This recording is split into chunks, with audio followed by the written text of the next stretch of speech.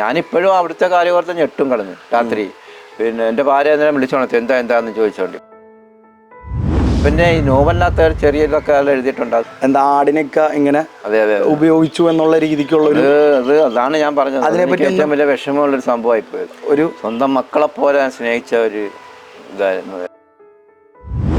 നമ്മൾ തിയേറ്ററിൽ നിന്ന് കണ്ടപ്പോഴാണെങ്കിൽ ഏറ്റവും കൂടുതൽ കയ്യടി വന്നു രംഗായിരുന്നു മറ്റേ ഡ്രസ്സ് ഊരിയിട്ട് ഡെഡിക്കേഷൻ കാണിച്ചത്. കാരണം എന്ന് വെച്ചാൽ ഒരു പക്ഷേ പൃഥ്വിരാജ് എന്നുള്ള നടനാണ് ആ ഒരു ഓർത്ത് ഇയാളെ പൃഥ്വിരാജ് അല്ലായിരിക്കും എന്ന് ഓർത്തു. പക്ഷേ പൃഥ്വിരാജിനെ ഇക്കാട ഒരു 3.5 കൊല്ലത്തെ കഷ്ടപ്പാടും അവരുടെ ഒരു 16 കൊല്ലത്തെ ഡെഡിക്കേഷനും ഉണ്ട് അതിനകത്ത്. അതിനോട് അവർ നീതി പുലർത്തി തന്നെയാണ് ഇക്കാട ഒരു കാഴ്ചപ്പാടിൽ അവർ ആ ഒരു സിനിമയുടെ നീതി പുലർത്തി തന്നെയാണ് ചെയ്തേക്കുന്നത്. സിനിമ ഇറങ്ങിയതിന് ശേഷം ഇക്കാടെ ജീവിത സാഹചര്യങ്ങളൊക്കെ മെച്ചപ്പെട്ടു. പിന്നെ ജീവിത സാഹചര്യം മെച്ചപ്പെടാൻ എന്ന് പറഞ്ഞാൽ ഇപ്പം പിന്നെ നമ്മൾ ജോലി ചെയ്യുന്ന ജീവിക്കുന്നു. അല്ല എന്നെ റോഡ് വരെ കൊണ്ട് വിട്ടിട്ടല്ലേ പോകുന്നത്. റോഡ് വരെ കൊണ്ടുവന്നാക്കി ഒക്കെ തന്നിട്ട് പോകും. അങ്ങനെ 5 റിയാൽ എനിക്ക് തന്നത്, എന്നാണ് റിയാൽ കാണുന്നത്. ശരിക്കുള്ള ആ സിനിമയിൽ നമ്മൾ എല്ലാവരും ഇബ്രാഹിം എന്ന് പറയുന്ന ഒരാളെ ഒരു രക്ഷകനെ പോലെ കാണുന്നത്. ഇക്കാടെ ജീവിതത്തിൽ അദ്ദേഹത്തിന് ഒരു രക്ഷകനെ പോലെ തന്നെയാണ് കാണുന്നത്. എന്നെ രക്ഷപ്പെടുത്തിക്കൊണ്ട് പോകുന്നില്ലേ, അയാൾ വന്നെങ്കിൽ ഉമ്മ ഇച്ചിരി ഇവിടെ കിടക്കാൻ ഉടനെ വന്ന് കെട്ടിപ്പിടുത്ത് വന്നോട്ട് ഓടി വന്നിട്ട് ഉമ്മാരും. ശരിക്കും പറഞ്ഞാൽ ഈ ഒരു സിനിമയിലും ബുക്കിൻ്റെയും പേര് ആടുജീവിതം എന്നാണ്. ശരിക്കും പറഞ്ഞാൽ ആ പേരിനോട് ഇക്കാക്ക് യോജിപ്പുണ്ടോ? എങ്ങനെയാ ജീവിതം? ആടുജീവിതം തന്നെയായിരുന്നു. അതുകൊണ്ട് ആടുജീവിതം എന്നുള്ള പേര് എനിക്ക് മറക്കാൻ പറ്റും. കാരണം ഇത്ര നാൾ ഇക്കാക്ക് വേണ്ടി കാത്തിരിക്കുക, തിരിച്ച് വരുമെന്ന് പോലും പ്രതീക്ഷയില്ലാത്ത ഒരാൾക്ക് വേണ്ടി കാത്തിരിക്കുക എന്നൊക്കെ പറഞ്ഞ് ഇന്നത്തെ കാലത്തൊക്കെ അങ്ങനെ സംഭവിക്കാൻ സാധ്യത ഇല്ല.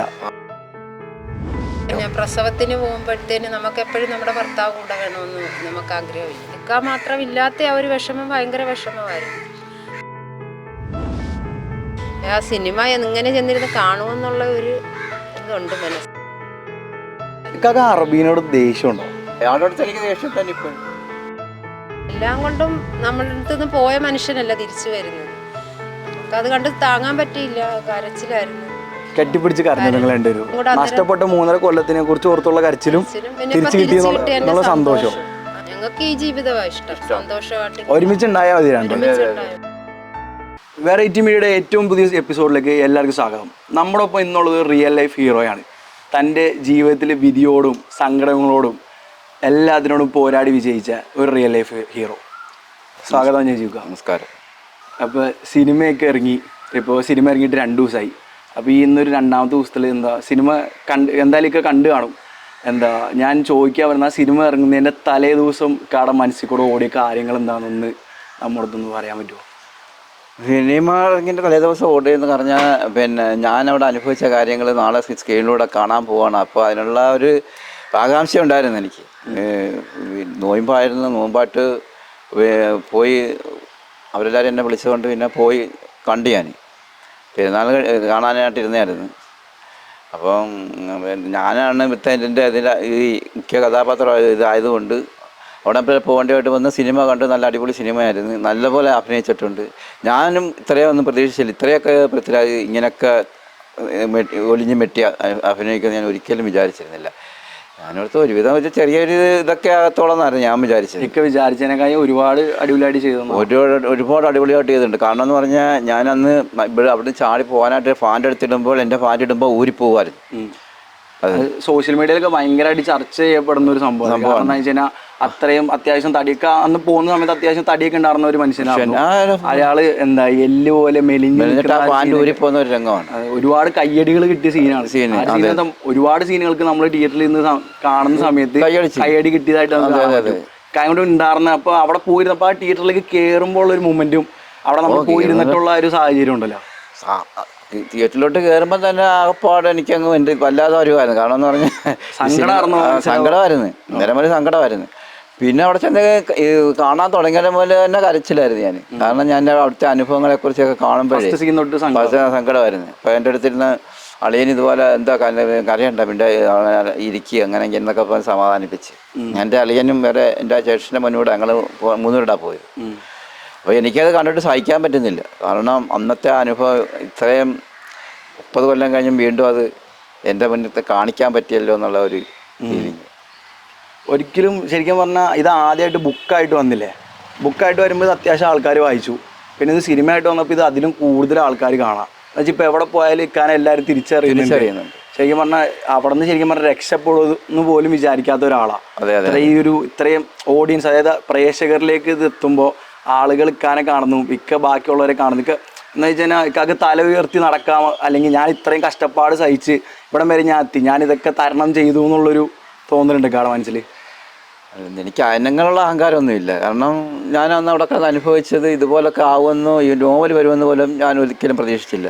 രണ്ടാമത് ഞാൻ ഇതുപോലെ എൻ്റെ ഒരു അളിയൻ, എനിക്ക് എൻ്റെ ഒന്നും വീടും സ്ഥലങ്ങളൊന്നും ഇല്ലാത്തതുകൊണ്ട് എൻ്റെ ഭാര്യയുടെ ആങ്ങൾ ഇതുപോലെ വേറെ എനിക്ക് കൊണ്ടുപോയപ്പോഴാണല്ലോ ഈ കഥയുടെ തുടക്കമെല്ലാം വരുന്നതല്ല അന്നാണല്ലോ.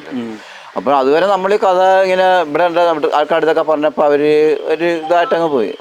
ഒരു എഴുത്തുകാരൻ എഴുതിയാലേ കഥയ്ക്ക് എന്തായാലും ഇത് വരുത്തുള്ളൂ. അപ്പം പിന്നെ ഇതുപോലെ ഞാനിവിടെ ഈ 2000 ബഹ്റൈനിലേക്ക് പോകുന്നു. അന്ന് അവിടെ വെച്ച് ഞാനൊരു ജോലിക്ക് വേണ്ടി സമീപിച്ചപ്പോഴാണ് സുനിൽ എന്ന ഒരാളിനെ കാണുന്നതും, എൻ്റെ അളിയൻ്റെ ഒരു കൂട്ടുകാരനാണ് സുനിലിനെ കാണുന്നതും, സുനിലിൻ്റെ ഒരു കൂട്ടുകാരനാണ് ബെന്യാമിൻ. അങ്ങനെയാണ് ഈ കഥയിലേക്കുള്ള. ഇപ്പോൾ എൻ്റെ ആദ്യമായിട്ട് ഞാനൊരു ജോലി ഈ സുനിലേട്ടൻ്റെ അടുത്ത് എന്ന് ചോദിച്ചു, സുനിലേട്ടൻ ഞാൻ നാട്ടിൽ നിന്ന് ഇപ്പോൾ വന്നതാണ്, എനിക്ക് എവിടെയെങ്കിലും ഒരു ജോലി ശരിയാക്കി തരുവാന്ന് ചോദിച്ചു. ഇങ്ങനെ അന്നേരം ആ പുള്ളിയൊക്കെ പറഞ്ഞ് എൻ്റെ ഒരു ജോലിയുണ്ട്, അത് നീ ചെയ്യത്തില്ലെന്നൊക്കെ പറഞ്ഞു. അന്നേരം ഞാൻ ഈ ജോലിയെ ഞാൻ അനുഭവിച്ച ആ കാര്യങ്ങളെ പറ്റി പുള്ളിയെടുത്ത് ആദ്യം കഥ പറയുന്നത് ഈ സുനിലെന്ന് പറയുന്ന എൻ്റെ അടുത്ത്. അങ്ങനെ പിന്നെ സുനിൽ പുള്ളിക്കങ്ങ് ഇതായിപ്പോയി, ഇമോഷനായിപ്പോയി. കാരണം ഇത് അന്നേരം പിന്നെ പെട്ടെന്ന് US നേവിക്കകത്താണ്. അപ്പോൾ അവിടെ പെട്ടെന്ന് പാസ്സൊക്കെ റെഡിയാക്കി തന്നു. പിന്നെ 2-3 ദിവസം ജോലിക്കും കയറ്റി കഴിഞ്ഞപ്പോൾ ആദ്യത്തെ ദിവസം തന്നെ ബെന്യാമീൻ്റെ കൂട്ടുകാരൻ, അല്ല സുനിലിൻ്റെ കൂട്ടുകാരാണ് ബെന്യാമീൻ. അപ്പോൾ അയാളുടെ ഒരു പ്രവാസിയുടെ കഥ എഴുതാനും കാത്തു നടക്കുക. അപ്പോൾ അവിടെ തന്നെ അവിടെ എത്തി എൻ്റെ കൂടെ കാര്യങ്ങളൊക്കെ ചോദിച്ചിട്ട് പിന്നെ പിറ്റേന്ന് മുതൽ എൻ്റെ പുറകെ നടന്നാണ് ഈ കഥ എഴുതുന്ന പുള്ളി. കുറച്ച് നാളുകൾ ഇങ്ങനെ നടന്ന് എഴുതി. അയാൾ അവിടെ ജോലി ചെയ്യുന്നത്, എല്ലാവരും അവിടെ ഒരു സ്ഥലത്താണ് തന്നെ ജോലി. സ്ഥലത്താണെങ്കിലും പല പല രീതിയിലുള്ള. അപ്പം എനിക്ക് പറ്റിയൊരു ജോലി എന്നവിടെ ശരിയാണ്. ഞാൻ ചെയ്യത്തില്ലെന്ന് പറഞ്ഞ പണി പുള്ളി എനിക്ക് സ്വർഗം കിട്ടിയ പോലെ ഒരു പണിയായിരുന്നു അവിടെ ചെന്നപ്പോൾ. അത് ഇക്ക ചെയ്തൊരു ജോലി വെച്ച് നോക്കുമ്പോൾ പിന്നെ കിട്ടിയ ജോലി സ്വർഗം പോലെ. അതെ അതെ. അപ്പം ഞാൻ സുനിലേട്ടൻ്റെ അടുത്ത് പറഞ്ഞു, സുനിലേട്ട ഈ ജോലിയാണ് ഞാൻ ചെയ്യത്തില്ലെന്ന് പറഞ്ഞ ജോലി എന്നൊക്കെ ഞാൻ ചോദിക്കുകയും ചെയ്തായിരുന്നു. അങ്ങനെ പിന്നെ ഈ കഥ ഇങ്ങനെ കുറച്ച് പിന്നെ പുള്ളി ഒരു 8 മാസം ഇങ്ങനെ എൻ്റെ കുറേ എന്താണ് ചിരിച്ച് എഴുതി ഈ കഥ ഒരു 8 മാസം കഴിഞ്ഞ് പിന്നെ 1-2 വർഷം കഴിഞ്ഞ് കാണും ഇത് ഇറങ്ങാനൊക്കെ. ഈ കഥ വായിച്ചതിനേക്കാളും കൂടുതൽ കഥ സിനിമ കണ്ടപ്പോഴാണ് മനസ്സിലായി കുറച്ചുകൂടി ഫീൽ ചെയ്തത്. കാരണം നല്ലപോലെ ഫീൽ ചെയ്ത് കാരണം സങ്കടം പിടിച്ചു നിർത്താൻ പറ്റാത്ത രീതി. ഈ സിനിമയുടെ തുടക്കം എന്നൊക്കെ പറഞ്ഞാൽ ഇക്കാടെ ചെറുപ്പകാലം, പിന്നെ ആയിട്ടുള്ളൊരു ദാമ്പത്യ ജീവിതം, ആ ഒരു ദാമ്പത്യ ജീവിതത്തിന്റെ തുടക്കം, അത് ഒക്കെ ഭയങ്കരമായിട്ട് കണ്ടുവരും. ദാമ്പത്യ ജീവിതമൊക്കെ നമ്മുടെ അന്നത്തെ ആ ചെറുപ്പകാലത്തും കുറച്ചങ്ങ് പോയില്ലേ, വെറും പാഴായിട്ട് പോയി. പൃഥ്വിരാജ് ഭയങ്കര അടിപൊളിയായിട്ട് തന്നെ മാക്സിമം നല്ല രീതിയിൽ അഭിനയിച്ചേക്കുന്നത്. ഞാനൊന്നും ഇത്രയും പ്രതീക്ഷിച്ചില്ലായിരുന്നു. പക്ഷേ ഈ സിനിമ ഇങ്ങനെയൊക്കെ അവതരിപ്പിക്കും. പക്ഷെ എനിക്ക് ഇത് കണ്ടപ്പോൾ മുതൽ ആ അവസാനം വരെ ഒരേ രീതിയിലുള്ള അതാണ് അഭിനയം കാഴ്ചവെച്ചത്. അത് ഞാൻ ഒരു കാര്യം ചോദിച്ചോട്ടെ, അതായത് ഇക്കാടെ ഒരു 3.5 കൊല്ലത്തെ അവിടുത്തെ കഷ്ടപ്പാടുണ്ട്. ആ ഒരു 3.5 കൊല്ലത്തെ കഷ്ടപ്പാട് 16 കൊല്ലം അവർ കഷ്ടപ്പെട്ട് അത്രയും ടൈം എടുത്താണ് അവർ ആ സിനിമ പിടിച്ചത്. അപ്പോൾ ഇക്കാടെ ആ ഒരു 3.5 കൊല്ലത്തെ കഷ്ടപ്പാടും അവരുടെ ഒരു 16 കൊല്ലത്തെ ഡെഡിക്കേഷനും ഉണ്ട് അതിൻ്റെ അകത്ത്. അതിനോട് അവർ നീതി പുലർത്തി തന്നെയാണ് ഇക്കാടെ ഒരു കാഴ്ചപ്പാടിൽ അവർ ആ ഒരു സിനിമയുടെ നീതി പുലർത്തി തന്നെയാണ് ചെയ്തേക്കുന്നത്. അതുകൊണ്ട് നീതി പുലർത്തി തന്നെ ചെയ്തേക്കും. അത് തന്നെയല്ല, അവർ 6 മാസം ഈ കൊറോണ ടൈമിന് ഞാൻ അനുഭവിച്ച പോലെ കുറച്ചൊക്കെ അവരും അനുഭവിച്ചു അവിടെ കിടന്ന് ഈ പടം പിടിക്കാൻ വേണ്ടി പോയപ്പോഴും ജോർദാനിൽ.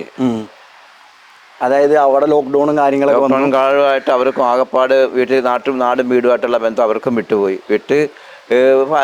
ഫാമിലി ആയിട്ടുള്ള ബന്ധങ്ങളെല്ലാവർക്കും വിട്ടില്ല 6 മാസം കൊണ്ട്. 6 മാസം അവരും അവിടെ കിടന്ന് വിഷമിച്ചു പോലെ. അപ്പോൾ ആ സമയത്ത് ഇക്കാനെ ഫോൺ വിളിക്കുക അങ്ങനെ എന്തെങ്കിലും കോണ്ടാക്ട് ഒന്നും ചെയ്തിട്ടില്ല. ഞാൻ നേരം ബഹ്റൈനിലുണ്ട്. ഈ സിനിമ ഷൂട്ട് ചെയ്യാൻ നേരത്തേക്ക് അവിടെ പോയിട്ടുണ്ടായോ? സിനിമ ഷൂട്ട് ചെയ്യാനടുത്ത് അതിന് മുമ്പ് 2-3 പ്രാവശ്യം ഞാനും ബ്ലസ്സി സാറും ബെന്യാമിനുമായിട്ടുള്ള അവരുടെ തിരുവല്ല വെച്ച് കാര്യങ്ങളൊക്കെ സംസാരിച്ച് അങ്ങനെയൊക്കെ പറഞ്ഞ് ലാസ്റ്റ് ഘട്ടത്തിലാണ് ഞാൻ പൃഥ്വിരാജിനെ കാണുന്നത്. ഏറ്റവും ലാസ്റ്റാണ് പൃഥ്വിരാജ് സാറിനെ കാണുന്നത്.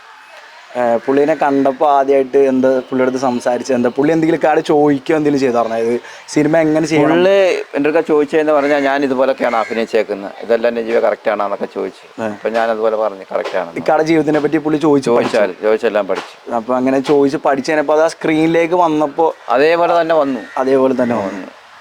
ഭയങ്കര സ്നേഹമായിരുന്നു. എൻ്റെ അടുത്ത് വലിയ കാര്യമായിരുന്നു. ആ ശരീരത്തിൽ വന്ന മാറ്റങ്ങളുണ്ടല്ലോ, അതായത് ശരിക്കും ഇക്കായും ആ ഒരു അത്യാവശ്യം തടിയുള്ള ആളായിരുന്നു പണ്ട്. ഒരുവിധം തടി എനിക്ക് ആള് മെലിഞ്ഞ് വന്നപ്പോൾ അത് പൃഥ്വിരാജ് സാർ അത് ചെയ്തപ്പോൾ മാക്സിമം എന്തൊക്കെ ഞാൻ അതോട് അവിടെ വെച്ച് പിന്നെ ഈ ഷർട്ട് ഒരു വല്ല തുണിയെല്ലാം ഉരിഞ്ഞ് ഈ പുതിയത് ഇടാനായിട്ട് എടുക്കുമ്പോൾ എനിക്കത് സഹിക്കാൻ പറ്റിയില്ല. കാരണം ലൈഫിൽ അങ്ങനെ സംഭവിച്ചതാണ്. അത്ര ആ ഫാൻറ്റ് ഞാൻ എടുത്തിടുമ്പോൾ എനിക്കും ആ കൊണ്ടുപോയി ആ ഫാൻറ്റ് അന്നാ ഇടുന്നത്. ഡ്രസ്സ് കാത്തു വെച്ചിക്ക അത് ആ വേഗനകത്ത് പൊടിയും പിടിച്ച് കിടപ്പുണ്ടായിരുന്നു, അതെടുത്തിട്ടുകൊണ്ടാണ് ഈ പോകുന്നത്. അത് അത് ഒന്നുകൂടി മനസ്സിലേക്ക് ആ ഒരു ഓർമ്മ തട്ടി. അങ്ങനെ ശരിക്കും ഏറ്റവും കൂടുതൽ ആ ഒരു സിനിമ കണ്ടപ്പോൾ ഏറ്റവും കൂടുതൽ മനസ്സിൽ കൊണ്ട രംഗം അല്ലെങ്കിൽ ഒരു സീൻ അതായിരിക്കും. സിനിമ കണ്ടപ്പോൾ ആ എല്ലാ രംഗങ്ങളും എൻ്റെ മനസ്സിൽ തട്ടിയ രംഗമാണ്. എന്നാലും ഈ ഒരു രംഗമാണ് എനിക്ക് ഏറ്റവും കൂടുതൽ. അത് എനിക്ക് ഞാൻ നാട്ടിലേക്ക് ഫോൺ ചെയ്യുന്ന ഒരു രംഗമുണ്ടല്ലോ, നാട്ടിലേക്ക് ഫോൺ വിളിക്കുന്നത് താനെ അവിടെ നിന്നിട്ട് ഭയങ്കര അഭിനയങ്ങളാവില്ല. നമ്മൾ തിയേറ്ററിൽ നിന്ന് കണ്ടപ്പോഴാണെങ്കിൽ ഏറ്റവും കൂടുതൽ കയ്യടി വന്ന രംഗമായിരുന്നു മറ്റേ ഡ്രസ്സ് ഊരിയിട്ട് ഡെഡിക്കേഷൻ കാണിച്ചത്. കാരണം എന്ന് വെച്ചാൽ ഒരു പക്ഷേ പൃഥ്വിരാജ് എന്നുള്ള നടനാണ് ആ ഒരു ഓർത്ത് ഇയാളെ പൃഥ്വിരാജ് അല്ലായിരിക്കും എന്ന് ഓർത്തു. പക്ഷേ ശരിക്കും പറഞ്ഞ പൃഥ്വിരാജ് എന്നുള്ള നടനോടൊപ്പം നജീബ് എന്ന് പറഞ്ഞൊരു ജീവിച്ച ആക്കും കൂടിയും കിട്ടിയ ഒരു അംഗീകാരം ഒന്ന് സമ്മതിക്കാനുള്ളതാണ്. കാരണം ഇതുപോലെ ഇത്രയും മെലിഞ്ഞ് ഇത്രയും നല്ല ശരീരവും ഇതൊക്കെ ഉള്ള ആൾ ഇത്രയും മെലിഞ്ഞിത് ഇത്രയും എന്നെ അത്രയും ഒക്കെ വന്ന ഒരു ഭയങ്കര സംഭവം. പിന്നെ അവിടെ പോയിട്ടുള്ള ഭക്ഷണം കഴിക്കുന്നതിനെ പറ്റി സിനിമയിൽ കാണിക്കുന്നുണ്ട്. പിന്നെ അവിടെയുള്ള അനുഭവങ്ങൾ ആദ്യമായിട്ട് ചെല്ലുമ്പോൾ അനുഭവങ്ങൾ കാണിക്കുന്നുണ്ട്. അതിനെപ്പറ്റി ആ ഒരു ഭക്ഷണം കഴിക്കണ ഒരു ഇതൊക്കെ മനസ്സിൽ കൊണ്ടോ എങ്ങനെയാ ഭക്ഷണത്തിൽ? അതായത് ഇപ്പൊ നമ്മള് എന്നും ഭക്ഷണം കഴിച്ചു പോവാണ്, ഒരു സമയത്ത് കഴിക്കാൻ റൊട്ടിയും കാര്യങ്ങളും മാത്രം ഉണ്ടായിരുന്നു. അത് കഴിച്ചുകൊണ്ടിരിക്കുമ്പോഴെനിക്ക് ആ ഓർമ്മ വന്നു. അന്നത്തെ ഓർമ്മ അതല്ല, ഇത് കാണുമ്പോഴെല്ലാം അവിടുത്തെ ഓർമ്മകൾ ഇങ്ങനെ വന്നുകൊണ്ടിരിക്കുവാണ്. അതില് ഒറ്റപ്പെട്ട ഒരു ജീവിതമല്ലായിരുന്നു. പിന്നെ അത് ഇപ്പൊ ഈ നമ്മളാരെയും ഉദ്ദേശിച്ചത് പോലും ഇല്ലായിരുന്നല്ലോ ഇങ്ങനെയൊക്കെ ഇത് വന്നു സിനിമയാകുമെന്നു എന്ന് നമ്മൾ ചിന്തിച്ചിട്ട് പോലും ഇല്ലായിരുന്നു. ജീവിതത്തിൽ എപ്പോഴും ഇങ്ങനെ ട്വിസ്റ്റുകൾ സംഭവിച്ചുകൊണ്ടിരിക്കുക. ഒരിക്കലും പ്രതീക്ഷിക്കാത്ത കാര്യങ്ങളൊക്കെ സംഭവിച്ചില്ല. അവിടെ പോയി പെട്ടുപോകുന്നു. പിന്നെ അതിനുശേഷം എന്താ ബുക്ക് ഇറങ്ങുന്നു. രക്ഷപ്പെടുമെന്നൊക്കെ വിചാരിച്ചിട്ടുണ്ടോ? സത്യം പറഞ്ഞാൽ രക്ഷപ്പെടുമെന്ന് ഒരിക്കലും ഞാൻ വിചാരിച്ചിരുന്നില്ല. കാരണം പിന്നെ എൻ്റെ ഒരാളങ്ങ് ചാടാൻ വേണ്ടി ഒരു സൗകര്യം കിട്ടുന്നില്ല. ആദ്യം ഒരു ചാട്ടത്തിന് ഞാൻ പോകാൻ പിടിച്ച് അങ്ങനെ അടിയൊക്കെ എനിക്ക് കിട്ടി. ഒരുപാട് ഉപദ്രവിക്കാറുണ്ടായി. അപ്പോൾ ജീവിതത്തിൽ ആദ്യമായിട്ട് ഉപദ്രവം എല്ലാം കേട്ട് അള്ളാഹിനെ വിളിക്കുന്നു. അല്ലാതെ എന്ത് ആരുടെ പറയാനും. എല്ലാം ആട് കാണുന്നുണ്ട്, എല്ലാം അള്ളാഹും കാണുന്നുണ്ട്. ഈ ആടുകളോടൊക്കെ സംസാരിക്കുന്ന ഒരു രംഗമൊക്കെ സിനിമയിൽ കാണുന്നുണ്ട്.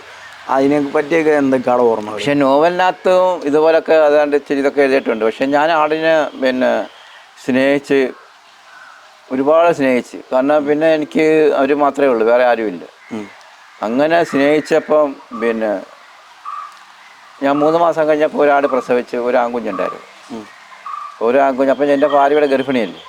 അപ്പോൾ അതുകൊണ്ട് എൻ്റെ പ്രസവിച്ചില്ല എന്നുള്ള ഒരു മനസ്സിൻ്റെ ആ ഒരു ഇതിനു വേണ്ടി ആ കുഞ്ഞിനെ ഞാൻ നല്ലപോലെ താലോടിച്ച് വളർത്തിയിട്ട് അതിനെ നബീലെന്ന് പേരിട്ടത്. എൻ്റെ ഒരു മക്കളെപ്പോലെ എല്ലാത്തിനെയും കരുതിക്കൊണ്ടുള്ള ഒരു ഇതായിരുന്നു ആടിനെയില്ല. എന്നെ എന്തും വേണ്ടി ഉപദ്രവിച്ചുകൊണ്ട് ആണടക്കുക. പക്ഷെ എന്നിട്ടൊന്നും ഞാൻ അതിനെ ഒന്നും ചെയ്തിട്ടില്ല. കാരണം ആ ദേഷ്യത്തിന് എന്തെങ്കിലും പറയുമായിരിക്കും, എന്നാലും ഒന്നും അതുപോലെ സ്നേഹിച്ച എല്ലാത്തിനും. ഒരിക്കലും ആ ആടുകൾ ഉപദ്രവിച്ചിട്ടോ അല്ലെങ്കിൽ അങ്ങനെ കാര്യങ്ങളും ചെയ്തിട്ടില്ല, ഉപദ്രവിച്ചിട്ടേ ഇല്ല. പിന്നെ ഞാൻ പോകുമ്പോൾ എനിക്ക് ഭയങ്കര വിഷമമായിരുന്നു ഇതിനെല്ലാം കൂടി. അവിടെ ഉണ്ടായിരുന്ന ഏക ഒരു സുഹൃത്ത് അല്ലെങ്കിൽ ഒരു കുടുംബം എന്ന് പറഞ്ഞ ആടുകളും ഞാനും ഒട്ടകങ്ങളും. അതെ. അപ്പോൾ അതിനെല്ലാം വിട്ടുപിരിഞ്ഞ് പോകുമ്പോൾ തീറ്റ കൊടുക്കുക അന്ന് ആരാണോ എന്നൊക്കെ ഉള്ളൊരു ഭയങ്കര ഒരു ഫീലിംഗ് എനിക്ക്. ആ സിനിമയിൽ ഈ പോവാൻ നേരത്ത് ഭക്ഷണം ഇട്ട് കൊടുക്കുന്ന ഒരു രംഗമുണ്ട്. ശരിക്കും അതുപോലെയൊക്കെ വരാൻ നേരത്ത് ഭക്ഷണമൊക്കെ ഭക്ഷണം ഇട്ട് കൊടുത്തിട്ടാണ്. ശരിക്കും പറഞ്ഞാൽ ആ ഒരു മനസ്സ് ശരിക്കും പറഞ്ഞാൽ ഇപ്പൊ ഞാനൊക്കെ അറിഞ്ഞ സ്ഥാനത്തേക്ക് എങ്ങനെയെങ്കിലും ഞാൻ അനുഭവിച്ചത് പോലല്ലേ പിന്നെ അത് പട്ടിണി കിടന്ന് അനുഭവിക്കേണ്ടേ എന്നുള്ള ഒരു മനസ്സ് എനിക്കുണ്ട് എൻ്റെ മനസ്സിൽ. പക്ഷേ എനിക്ക് അത് കഴിഞ്ഞിട്ട് പിന്നെ എനിക്ക് ഞാൻ ചാടി വന്നു കഴിഞ്ഞാലും എനിക്ക് പിന്നെ എല്ലാം അള്ളാഹുവിൻ്റെ ഭാഗത്ത് നല്ല ഇതാണ് കിട്ടിയതല്ല, എവിടെയും രക്ഷപ്പെടാനുള്ളൊരു സാഹചര്യം. അപ്പോൾ ഞാൻ അതിനെ ഞാൻ അതുപോലെ കാറ്റിയത് കൊണ്ടാണ് ഇങ്ങനെയൊക്കെ സംഭവിച്ചത്. പിന്നെ ഈ നോവലിനകത്ത് ചെറിയ ഇതൊക്കെ എഴുതിയിട്ടുണ്ട്. അതിപ്പോൾ ഞാൻ പറയുന്നില്ല, അത് നമ്മൾ പറയുന്നത് ശരിയല്ല. കഥകളാവുമ്പോൾ ചില കാര്യങ്ങൾ അങ്ങോട്ടും ഇങ്ങോട്ടും മാറ്റി ഞാൻ ചോദിച്ചപ്പോൾ അന്നേരം ഞാൻ അതിനെപ്പറ്റി ചോദിച്ചപ്പോൾ പറഞ്ഞ് കഥയിലാവുമ്പോൾ എന്തെങ്കിലുമൊക്കെ കഥയ്ക്കൊരു ഇത് വരുത്തുള്ളൂ, അങ്ങനെ അതുകൊണ്ട് എഴുതാന്ന് പറഞ്ഞു. പറഞ്ഞ കാര്യം ഒരുപാട് പേർക്കുള്ള സംശയം, അതായത് എന്താ ആടിനൊക്കെ ഇങ്ങനെ ഉപയോഗിച്ചു എന്നുള്ള രീതിക്കുള്ള അതാണ് ഞാൻ പറഞ്ഞത്. അതിനെപ്പറ്റി ഏറ്റവും വലിയ വിഷമമുള്ളൊരു സംഭവമായിപ്പോയത്. ഞാൻ സ്നേഹിച്ച് അതിനെ വളർത്തിയത് ഇങ്ങനെയുള്ള ഒരു ഇത് അതിനകത്ത് വന്നത് നമ്മൾ പറയാൻ പറ്റത്തില്ല. എനിക്കത് അങ്ങ് വിഷമമായിപ്പോയത്. സ്വന്തം മക്കളെ പോലെ കണ്ട ഒരു സ്വന്തം മക്കളെ പോലെ സ്നേഹിച്ച ഒരു അതിനെ വളർത്തിക്കൊണ്ട് വന്നതാണ്. അതിൻ്റെ ഒരു ജനനം തൊട്ട് പിന്നെ ഞാൻ ഈ പിന്നെ ഈ ആണാട്ടുകുട്ടിയെ വളർത്തിക്കൊണ്ട് വന്നിട്ട് അതിനെ കൊണ്ടുപോയപ്പോഴും എനിക്ക് എൻ്റെ ശരീരം തളർന്നു പോയാണ്. അതിന് മാർക്കറ്റിലേക്ക് കൊണ്ടുപോകാനായിട്ട് അങ്ങനെയൊക്കെ അതിനെ സ്നേഹിച്ച് ഞാൻ വളർത്തിക്കൊണ്ട് വന്ന അതാണ്. അങ്ങനെ പിന്നെ ഒരു വരാൻ ഇതിനെ ഇങ്ങനെയൊക്കെ പറയുന്ന ഒരിക്കലും ലൈംഗികമായിട്ടുള്ള ഒരു രീതിക്ക് അതിനെ കാണാൻ ഒരിക്കലും കഴിയൂല. ആ ചിന്ത പോലെ നമ്മുടെ മനസ്സിലും ഇല്ല. നമ്മൾ ഈ മരുഭൂമി കിടന്ന് ഇങ്ങനെ ഇത്രയൊക്കെ അനുഭവിക്കുമ്പോൾ അതിൻ്റെ ചിന്തയാണ് നമുക്ക് എങ്ങനെയും രക്ഷപ്പെടുന്ന ചോദിക്കുമ്പോൾ. അതെ അതെ അതെ. അതൊക്കെ പിന്നെ എഴുത്തിനകത്ത് ഇത് കൂട്ടാൻ വേണ്ടി നോവലിന് വേണ്ടി എഴുതിയതാണ്. ഇക്കതോർത്ത് വിഷമിക്കേണ്ട കാര്യമില്ല. കാരണം എന്ന് വെച്ചാൽ ഇപ്പം നമ്മൾ സോഷ്യൽ മീഡിയ ആണെങ്കിലും ഇൻസ്റ്റാഗ്രാം ആണെങ്കിലും ഫേസ്ബുക്ക് എന്തെടുത്താലും ഇക്കാൻ ഇഷ്ടപ്പെടുന്ന കുറേ ആൾക്കാരുണ്ട്. ശരിക്കും പറഞ്ഞാൽ ഇത്ര അധികം ആൾക്കാർ ഇക്കാൻ ഇഷ്ടപ്പെടുന്നു അല്ലെങ്കിൽ സ്നേഹിക്കുന്നു ഒരിക്കലും വിചാരിച്ചിരുന്നില്ല. കോടിക്കണക്കിന് ആളുകൾ വിളിക്കാറുണ്ട് സിനിമ കണ്ടതിന് ശേഷം. ഒത്തിരി ഒരുപാട് അങ്ങനെ വന്നൊരു കോളുകളിൽ അതെ അല്ലെങ്കിൽ ഇപ്പോൾ വിളിച്ച ആളുകളിലേക്കൊക്കെ മനസ്സിൽ തട്ടിയ ഏതെങ്കിലും ഒരു വിളി ഉണ്ടായിട്ടുണ്ടോ സിനിമ ഇറങ്ങിയതിന് ശേഷം? ഒരുപാട് പേര് ഞങ്ങൾ ഇങ്ങനെ ഇങ്ങനെ പ്രതീക്ഷിച്ചില്ല, ഇത്രയും കഷ്ടപ്പെട്ട് എങ്ങനെ ജീവിച്ചവൾ അങ്ങനെ ഇങ്ങനെയാന്നൊക്കെ പറഞ്ഞ് ഒരുപാട് ആൾക്കാർ എന്നെ വിളിച്ച്. ഞങ്ങൾ അന്ന് കയറിയുടെ മൂലം കരയുവാണ് അങ്ങനെ അങ്ങനെയാന്നൊക്കെ പറഞ്ഞിട്ട്. നജീബ് രക്ഷപ്പെടും. ശരിക്കും പറഞ്ഞാൽ നജീബ് സിനിമ കണ്ട് കഴിഞ്ഞപ്പോൾ ഞങ്ങളുടെയൊക്കെ ഒപ്പം ഇറങ്ങി വന്ന പോലെയായിരുന്നു. അതെ സത്യം പറഞ്ഞാൽ ഞങ്ങൾക്കൊക്കെ എൻ്റെ ഒരു കൂട്ടുകാരനുണ്ട്, അവനും പറഞ്ഞു ഞങ്ങൾക്ക് എല്ലാവർക്കും തോന്നിയെന്ന് വെച്ചാൽ രാത്രിയൊക്കെ ഇതിങ്ങനെ മനസ്സിൽ ഓർമ്മ. ഞാനന്ന് ഇവിടെ വന്നു കഴിഞ്ഞിട്ട് എനിക്ക് ഉറക്കം വരുന്നില്ല, ഈ ചിന്ത മാത്രം മനസ്സിലിങ്ങനെ നിൽക്കുവാണ്. ഇത് അവിടെ ആ കണ്ട സീനകളൊക്കെ രാത്രി കണ്ണടക്കുമ്പോൾ ഉറക്കമായത്. ഞാനിപ്പോഴും അവിടുത്തെ കാര്യവാർത്ത ഞെട്ടും കിടന്നു രാത്രി. പിന്നെ എൻ്റെ ഭാര്യ എന്തെങ്കിലും വിളിച്ചോണത്ത് എന്താന്ന് ചോദിച്ചോണ്ട്. സിനിമ ഇറങ്ങിയതിന് ശേഷമാണോ അതോ അതിന് മുമ്പ്? അതായത് അവിടെ നിന്ന് തിരിച്ചു വന്നതിന് ശേഷം ഒരുപാട് ദിവസം മാനസികമായിട്ട് ഞാൻ പകുതി ഇതായതായിരുന്നു. ഈ ഞാനൊരു കാര്യം ചോദിച്ചിട്ട് ഇത്രയും കാര്യങ്ങൾ അനുഭവിച്ചിട്ടും ഈ ജീവിതത്തിലേക്ക് തിരിച്ചു കൊണ്ടുവരുന്ന ആ ഒരു ശക്തി എന്താണ്? ദൈവമാണോ അതോ കുടുംബമാണോ? ദൈവമാണ്. ദൈവവിശ്വാസി. അതാ സിനിമയിലും ഇപ്പം എന്താ സിനിമയിൽ അങ്ങനെ അത്ര അനുഭവിക്കുമ്പോൾ ഇപ്പം എന്താ ദൈവത്തിനെ വിളിക്കുന്നത് അവസാനം മറ്റേ രക്ഷപ്പെടാൻ നേരത്താണ് നിസ്കരിക്കുന്നൊക്കെ കാണിക്കുന്നത്. ശരിക്കും പറഞ്ഞാൽ അവിടെ പെട്ടുപോയ സമയത്ത് ഒരു ദൈവവിശ്വാസിയായിരുന്നോ? ദൈവത്തിനെ വിളിക്കാറുണ്ട്. ദൈവം ഞാനന്ന് ചെന്ന് ഇങ്ങനെ അന്ന് പറഞ്ഞ് വളരെ കരഞ്ഞു എനിക്ക് വിളിക്കാനുള്ളവരെ എല്ലാം ഞാൻ വിളിക്കുവാണ്. ദൈവം രക്ഷിക്കുമെന്നൊരു ആരെങ്കിലും എന്നെ ഒന്ന് രക്ഷപ്പെടുത്താണ്. എൻ്റെ ജീവിതം പാഴായി പോകും, എൻ്റെ ജീവിതം പാഴായി പോകും, ആരെങ്കിലും എന്നെ ഒന്ന് രക്ഷപ്പെടുത്തുക എന്നുള്ള വിളിയും നമ്മളെ ഇങ്ങനെ സ്ഥലത്തും ചെല്ലി മറ്റേ ചെല്ലി ഇങ്ങനെ അതൊക്കെ ഉള്ളു. അല്ല അതൊക്കെ ഇങ്ങനെ ദിവസങ്ങൾ ശരിക്കും പറഞ്ഞാൽ സിനിമയിൽ ദിവസങ്ങൾ മനസ്സിലാവാനുള്ളൊരു ഇതൊക്കെ ഉണ്ട്. ദിവസങ്ങൾ ശരിക്കും കാക്ക് എത്ര ദിവസമായി ഞാൻ ഇവിടെ വന്നിട്ട് ശരിക്കും പറഞ്ഞാൽ അവിടെ നിന്ന് പുറത്ത് വന്നതിന് അതൊന്നും എനിക്കറിയില്ലല്ലോ. ദിവസം ഒന്നും അറിയാൻ പാടില്ല. കുറച്ച് ദിവസം കഴിഞ്ഞപ്പോൾ ദിവസം വിട്ടില്ലേ, പിന്നെ എല്ലാ മൈൻഡും അങ്ങ് വിട്ടു, പിന്നെ എല്ലാം പോയി. പിന്നെ ഒരുപാട് വീട്ടുകാരുമായിട്ട് ബന്ധമില്ലെന്ന് പറഞ്ഞപ്പോൾ തന്നെ എൻ്റെ മനസ്സെല്ലാം വിട്ടുപോയി. കാരണം പണ്ട് നമ്മൾ ഇതുപോലെ കേട്ടിട്ടുണ്ട്, ഇതുപോലൊക്കെ വന്ന ആൾക്കാർ പെട്ടുപോയിട്ട് പിന്നെ പലതും സംഭവിച്ചിട്ടില്ല എന്നൊക്കെ. അപ്പോൾ ആ ഒരു ചിന്ത മനസ്സിലേക്ക് ഈ ഫ്ലൈറ്റിൽ കയറുമ്പോഴോ അല്ലെങ്കിൽ അവിടെ ഇറങ്ങുമ്പോഴോ അറബി വണ്ടിയിൽ വിളിച്ചുകൊണ്ട് പോകുമ്പോഴും ഇങ്ങനെ പെട്ടുപോകുന്നു ഞാൻ ഒരിക്കലും വിചാരിച്ചില്ല. നമ്മൾ എല്ലാവരും ഗൾഫിൽ പോകുന്ന ഒരുപാട് പൈസ സ്വപ്നങ്ങളായിട്ട് അതുപോലെ നമുക്കും ജോലി ചെയ്ത് എന്തെങ്കിലും സമ്പാദിച്ചൊരു വീട് വെക്കാൻ ഒരുപാട് സ്വപ്നങ്ങളൊക്കെ ആയിട്ട് പോയതായിരുന്നു. പക്ഷേ നമ്മുടെ സ്വപ്നം അള്ളാഹു അന്ന് സ്വീകരിച്ചില്ല. പക്ഷേ ഇപ്പോൾ അത് പിന്നെ അള്ളാഹു തന്നെ ഇപ്പം നല്ല നല്ല അനുഭവങ്ങൾ എനിക്ക് ഒരുപാട് നല്ല നല്ല മനുഷ്യന്മാരെ ഞാൻ എനിക്ക് പോകാൻ പറ്റാത്ത സ്ഥലങ്ങളിലൊക്കെ കൊണ്ട് പോകാൻ പറ്റിയിട്ടുണ്ട്. ശരിക്കും പറഞ്ഞാൽ ഞാൻ കാര്യം ചോദിച്ചിട്ട് ഇപ്പോൾ ഈ ഒരുപാട് കഷ്ടതകൾ അനുഭവിച്ച ആളാണ് നജീബ് എന്ന് പറഞ്ഞ ആൾ. അദ്ദേഹത്തിനെ പറ്റി ഒരു ബുക്ക് ഇറങ്ങുന്നു. ആ ഒരു ബുക്ക് ഇറങ്ങിയതിന് ശേഷം ഇപ്പോൾ സാമ്പത്തികമായിട്ടാവട്ടെ അല്ലെങ്കിൽ മനസ്സിനാവട്ടെ അല്ലെങ്കിൽ ഈ ഒരു സമൂഹത്തിലുള്ളൊരു വിലയാവട്ടെ അതിലൊക്കെ മാറ്റങ്ങൾ വന്നിട്ടുണ്ടോ? അല്ലെങ്കിൽ സിനിമ ഇറങ്ങിയതിന് ശേഷം ഇക്കാടെ ജീവിത സാഹചര്യങ്ങളൊക്കെ മെച്ചപ്പെട്ടു? കാരണം പിന്നെ ജീവിത സാഹചര്യം മെച്ചപ്പെടാൻ എന്ന് പറഞ്ഞാൽ ഇപ്പം പിന്നെ നമ്മൾ ജോലി ചെയ്യുന്ന ജീവിക്കുന്നു. എൻ്റെ മോന് ഒമാനിലുണ്ട്, അവനും ഇപ്പോൾ വന്നിട്ടുണ്ട് ഇവിടെ. നമ്മളവിടെ ഒന്നിച്ച് പടം കാണാനായിട്ട് ഇരുന്നായിരുന്നു. അപ്പോഴാണ് എൻ്റെ മോൻ്റെ കുഞ്ഞ് മരിച്ചത്. സിനിമ ഇറങ്ങുന്നതിന് ഒരാഴ്ചക്ക് മുമ്പ് വീണ്ടും പഠിച്ചവനോരോ പരീക്ഷണം തന്നത്. നമ്മൾ പഠിച്ചവൻ തന്നെ പരീക്ഷണം എല്ലാം നമ്മളിനി സ്വീകരിച്ചേ പറ്റത്തുള്ളൂ. കാരണം എൻ്റെ അനുഭവം കൊണ്ട് ഞാൻ പറഞ്ഞതാണ്.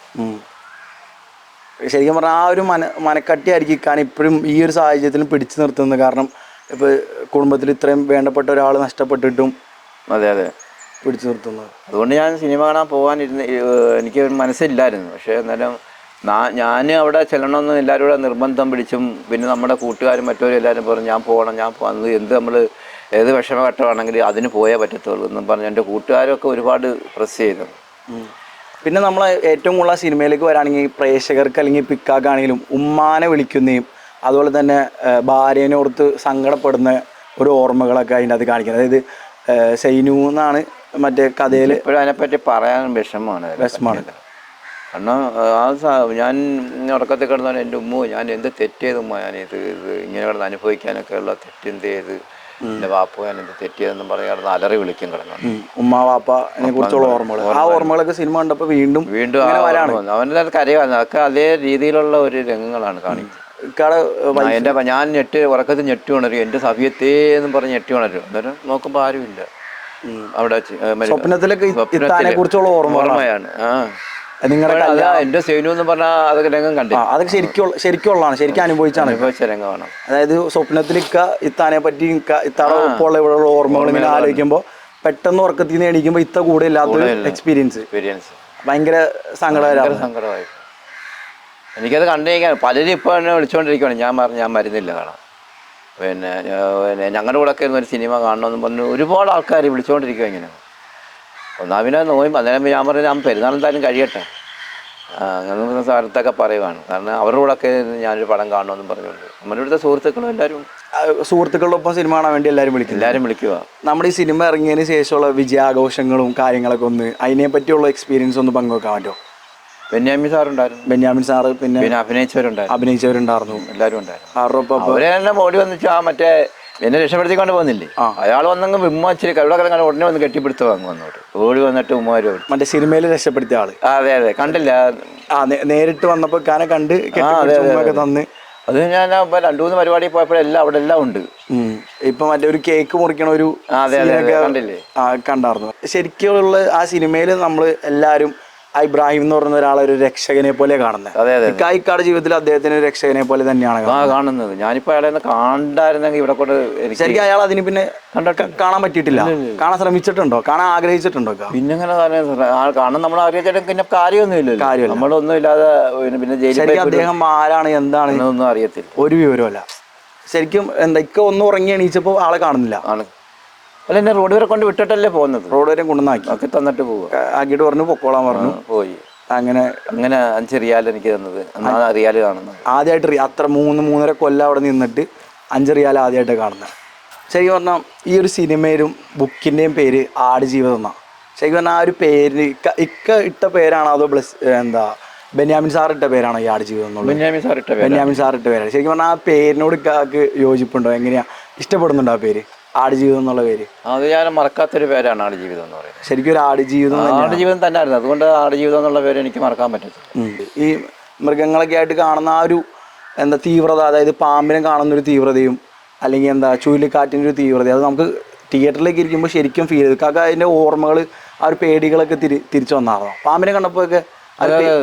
പാമ്പിനെ കണ്ടപ്പോഴൊന്നും എനിക്ക് പേടിയില്ല. കാരണം എന്ന് പറഞ്ഞാൽ ഞാൻ ഇവിടെ വെച്ച് പാമ്പിനെയൊക്കെ കൊന്നിട്ടുണ്ട്, അതുകൊണ്ട് എനിക്ക് വലിയ പേടിയൊന്നും പാമ്പിനെ കണ്ടിട്ടില്ലായിരുന്നു. ശരിക്കും പറഞ്ഞാൽ ഒരു മരുഭൂമിയിൽ ഏറ്റവും കൂടുതൽ പേടിപ്പിക്കുന്നത് മൃഗങ്ങളായിരുന്നോ മനുഷ്യരായിരുന്നോ?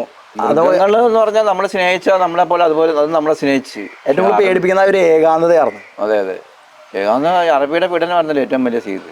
വേറെ മൃഗങ്ങളെല്ലാം നമ്മളെ സ്നേഹിക്കുന്നുണ്ടായിരുന്നു.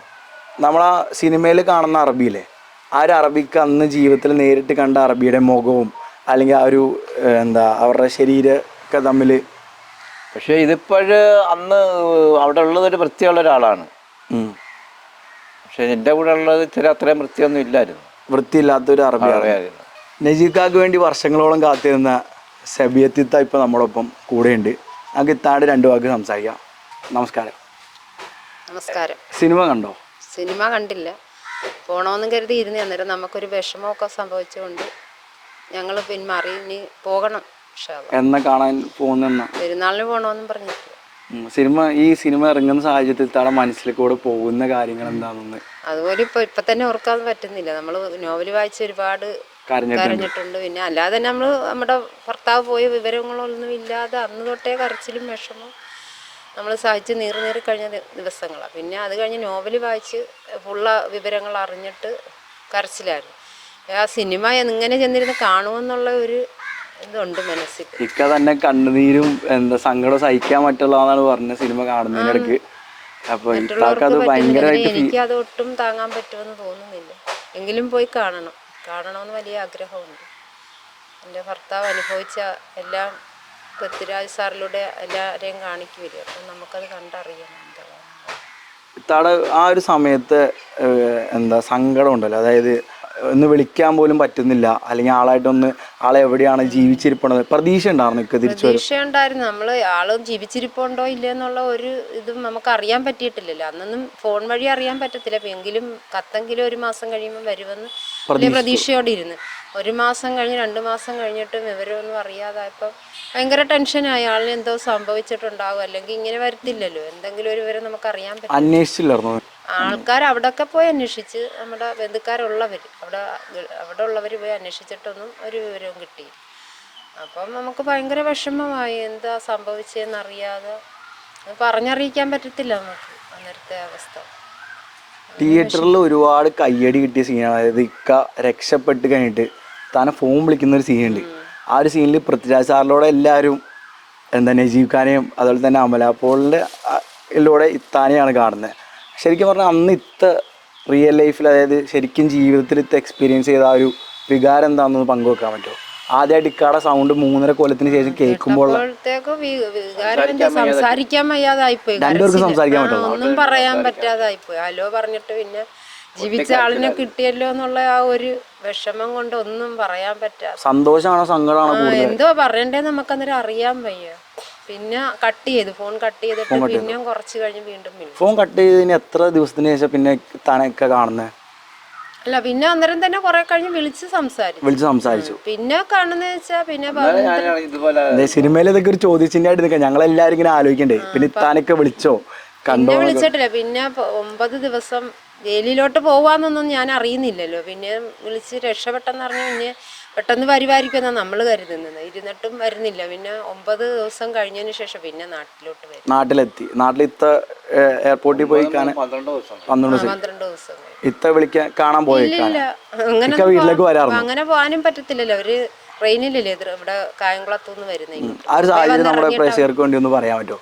എല്ലാവരും ഒന്നും കേൾക്കാൻ വേണ്ടി, ശരിക്കുള്ള സൈനുവിൽ നിന്ന് തന്നെ കേൾക്കാൻ വേണ്ടി ആഗ്രഹിക്കുന്നുണ്ടാവും. കാരണം അത്രയും നാൾ കൂടി കണ്ടപ്പോൾ ഇത്താക്ക് തോന്നി ഇക്കാടെ ശരീരത്തിൽ വന്ന മാറ്റങ്ങൾ എല്ലാം കൊണ്ടും നമ്മളുടെ അടുത്ത് പോയ മനുഷ്യനല്ല തിരിച്ചു വരുന്നത്. തിരിച്ചു വന്നപ്പം ആകെ കോലം കെട്ട് ജയിലിലൂടെ കിടന്നിട്ട് അത് മുട്ടയടിച്ച് ഭയങ്കര വെറുതെ രൂപത്തിലാണ് വന്ന് കയറുന്നത്. നമുക്കത് കണ്ട് താങ്ങാൻ പറ്റിയില്ല. കരച്ചിലായിരുന്നു അന്ന് കണ്ടപ്പോൾ തന്നെ. കായംകുളത്ത് ഇറങ്ങി അപ്പച്ചിയുടെ വീട്ടിൽ 1 ദിവസം നിന്നതിന് ശേഷം ഇവിടെ വന്നത്. അന്നേരം അതൊന്നും ഞങ്ങൾ അറിയുന്നില്ല. ഇവിടെ നാട്ടിലെത്തിയെന്നൊന്നും അറിയുന്നില്ല. എന്ന് വെച്ചാൽ ഇച്ചിരി ഉഷാറാകട്ടെന്ന് പറഞ്ഞ് 1 ദിവസം അവിടെ തങ്ങി. അത് കഴിഞ്ഞ് വന്ന് പെങ്ങളുടെ ഭർത്താവും അവരുടെ അളിയനുമായിട്ടാണ് ഇവിടെ വീട്ടിലോട്ട് വരുന്നത്. രാത്രി 8 മണിയായി വരുന്നത്. യശാ നമസ്കാരം കഴിഞ്ഞ് ഞാൻ ദുആ ചെയ്തുകൊണ്ടിരിക്കുക. പ്രാർത്ഥനയാണ് നമുക്ക് എപ്പോഴും.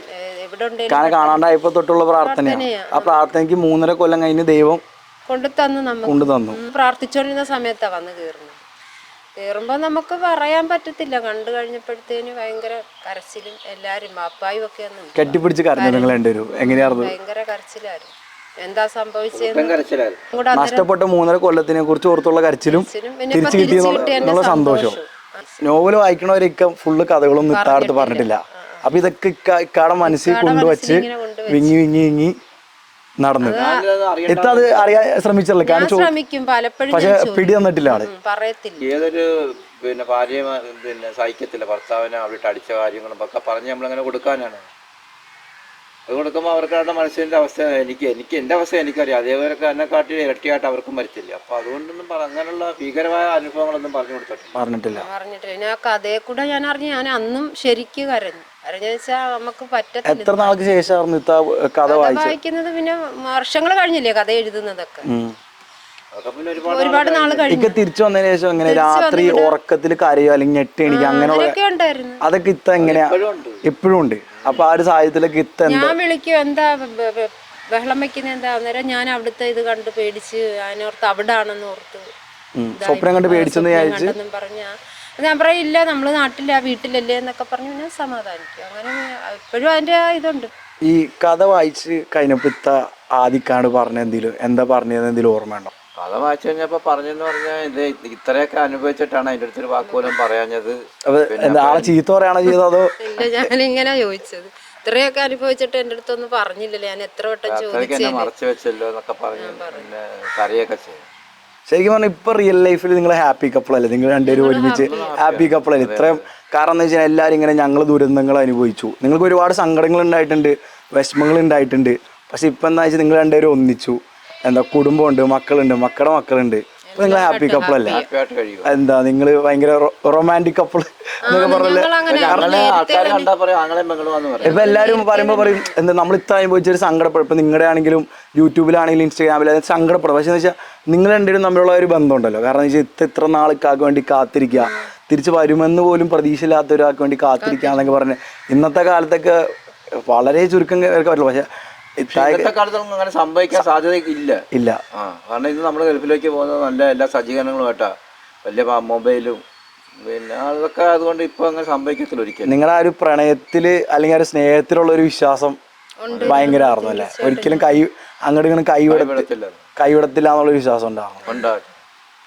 ഇപ്പോഴും ഞങ്ങള് പിന്നെ ജോലി ചെറിയ കൂലിപ്പണി പോയി ചെയ്തെങ്കിലും ഞങ്ങൾ സന്തോഷമായിട്ട് കുടുംബമായിട്ട് ഞങ്ങളുടെ നല്ല ആഹ്ലാദത്തോടെ കഴിയുവാണ്.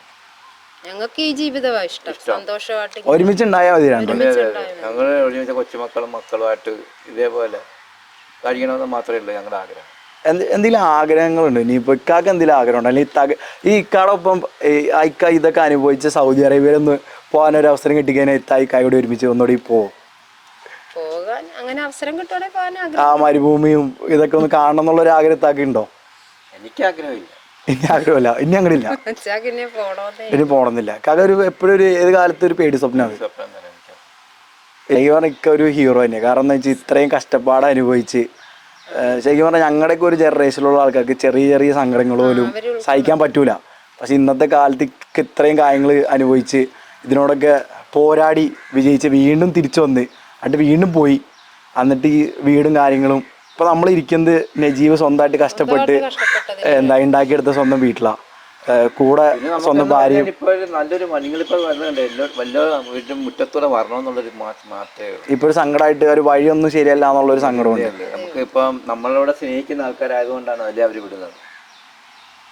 അങ്ങനെയുള്ള കഷ്ടപ്പാടുകൾ ഇപ്പോഴും ജീവിതത്തിൽ അവിടെ എവിടെയും കഷ്ടപ്പാടുകളുണ്ട്, നല്ലൊരു വഴിയില്ലാത്തതിൻ്റെ. കഷ്ടപ്പാടാണെങ്കിലും അത് നമ്മൾക്ക് സന്തോഷം തന്നെയാണ്. കാരണം എനിക്കിങ്ങനെ എല്ലാവരും സന്തോഷത്തോട് അങ്ങനെ ജീവിക്കണം എന്നൊരു ആഗ്രഹക്കാരനാണ്. ഇക്കാക്ക് അറബീനോട് ദേഷ്യമുണ്ടോ? കാരണം ഇക്കാരൻ അത്രയും ഉപദ്രവിച്ച് ഇക്കാടെ ഒരു ജീവിതം നമ്മളിപ്പോ നിങ്ങൾ പറയാനെന്ന് പറഞ്ഞാൽ അറബികളും സൗദി അറേബ്യ എന്ന നല്ലൊരു രാജ്യമാണ്. അതിനകത്ത് കോടിക്കണക്കിന് ആളിനകത്ത് ഈ ഒരെണ്ണമേ കാണത്തുള്ളൂ. നമ്മുടെ നാട്ടിൽ അങ്ങനത്തെയൊക്കെ ഉണ്ടല്ലോ, അതേപോലെ ഒരെണ്ണം കാണും. പക്ഷെ അയാളുടെ അടുത്ത് എനിക്ക് ദേഷ്യം തന്നെ ഇപ്പോഴും. ബാക്കിയെല്ലാം എല്ലാം നല്ല ആൾക്കാർ, എന്നെ രക്ഷപ്പെടുത്തിയ ആൾക്കാരെ അയാളെ ഞാൻ എന്ത് അയാൾക്ക് കൊടുത്ത് സ്വീകരിക്കണമെന്ന് എനിക്ക് അറിയാൻ പറ്റാത്തത്. അങ്ങനത്തെ ഒരു മനുഷ്യനായിരുന്നു അറബി. നല്ല ഇനിയും നജീബുമാർ അവിടെ ഇപ്പോഴും ഉണ്ടെന്നൊക്കെ വിശ്വസിക്കുന്നുണ്ടോ? എനിക്ക് ഇപ്പോഴുള്ള വിശ്വാസമൊന്നും എനിക്കില്ല. കാരണം എന്ന് പറഞ്ഞാൽ ഇപ്പം മീഡിയക്കാർ ചാനലുകാരും ഒക്കെ ഏത് ഉക്കടാവിലും പോയി അവർ ഒഴിവ് ദിവസങ്ങളിലൊക്കെ വണ്ടി ഓടിച്ച് എവിടെയെങ്കിലും മരുഭൂമിയിലൊക്കെ പോയി എവിടെയെങ്കിലും പെട്ടുകിടക്കുന്നവരെ കഷ്ടപ്പെടുത്തുക, അവർ ഏതെങ്കിലും അല്ലേ പിന്നെ സ്റ്റേഷനിൽ വന്ന് പറയുകയൊക്കെ ചെയ്ത് അവരെ രക്ഷപ്പെടുത്തുന്നുണ്ട്. അങ്ങനെയൊക്കെ ഒരുപാട് ഇത് വന്നിട്ടുണ്ടല്ലോ ടി വിയിലൊക്കെ. അന്നേരം അതൊന്നും ഇല്ല. 30 കൊല്ലമായി, 30 കൊല്ലം കഴിഞ്ഞു. ഇത്താക്ക് ഏറ്റവും ഇക്ക കാണാണ്ടായി, ഇത്താക്ക് എല്ലാ ദിവസവും സങ്കടമുള്ള ദിവസങ്ങളായിരുന്നു. ഏറ്റവും കൂടുതൽ സങ്കടം അനുഭവിച്ചൊരു ദിവസം അല്ലെങ്കിൽ സാഹചര്യം പറയാൻ പറ്റും? പിന്നെ പ്രസവത്തിന് പോകുമ്പോഴത്തേന് നമുക്ക് എപ്പോഴും നമ്മുടെ ഭർത്താവ് കൂടെ വേണമെന്ന് നമുക്ക് ആഗ്രഹമില്ല. അവിടെ അതിന് പോയപ്പോൾ നമുക്ക് ഭയങ്കര വിഷമമായിരുന്നു. എനിക്ക് ആരുമില്ല നമ്മുടെ കൂടെ ആരുമില്ലെന്നല്ല, എല്ലാവരും ഉണ്ട്. എൻ്റെ മാതാപിതാക്കളുണ്ട്, ഇവിടുത്തെ പാപ്പ ഉണ്ട്, ചേട്ടനുണ്ട്, ചേട്ടത്തി, എല്ലാവരും വന്നു. പക്ഷേ നമുക്ക് ഇക്ക മാത്രം ഇല്ലാത്ത ആ ഒരു വിഷമം ഭയങ്കര വിഷമമായിരുന്നു. എന്നാലും നമുക്ക് കുഞ്ഞ് ജനിച്ചു കഴിയുമ്പോൾ നമ്മുടെ കുഞ്ഞ് ഇന്ന കുഞ്ഞെന്നൊക്കെ പറയാൻ നമുക്ക് വലിയ ആഗ്രഹം. ശരിക്കും നിങ്ങൾ തമ്മിൽ ഒരു ചർച്ച ഉണ്ടായിട്ടുണ്ടോ? ആൺകുച്ചാണോ പെൺകുഞ്ഞാണോ ഉണ്ടാവുന്നത്? അല്ല, അങ്ങനെയൊന്നും ചർച്ച ചെയ്തിട്ടില്ലായിരുന്നു. പക്ഷേ ചെയ്തിട്ടില്ല. പിന്നെ ഇങ്ങനൊരു ആഗ്രഹം ജനിച്ചു കഴിഞ്ഞപ്പോൾ നമ്മുടെ കുഞ്ഞ് കുഞ്ഞ് ജനിച്ചെന്നൊക്കെ പറയാൻ വലിയ ആഗ്രഹത്തോടെ, പക്ഷെ നമുക്കൊന്നും സാധിച്ചില്ല. നമുക്ക് ഈ പേര് നബീൽ എന്നുള്ളത് നേരത്തെ തന്നെ തീരുമാനിച്ച പേരാണ്.